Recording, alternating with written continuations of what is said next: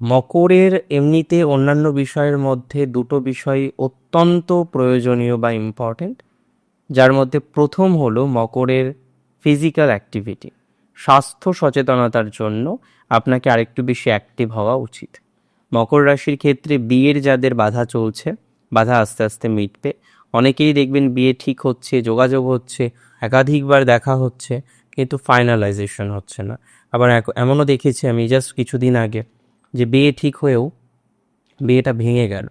তো মকর রাশির যে সমস্ত জাতক জাতিকাদের বিয়ে নিয়ে প্রবলেম, বিয়ে ঠিক হয়েও বিয়ে ভেঙে যাওয়ার মতো পর্যায়ক্রম যে সমস্ত মকরের বারবার একাধিকবার তৈরি হচ্ছে, তাদের সেই পর্যায়ক্রম থেকে, তাদের সেই পজিটিভ জায়গা থেকে অনেকটাই বেটার একটা জায়গা আপনারা নিয়ে আসতে পারবেন বলে আমি মনে করি।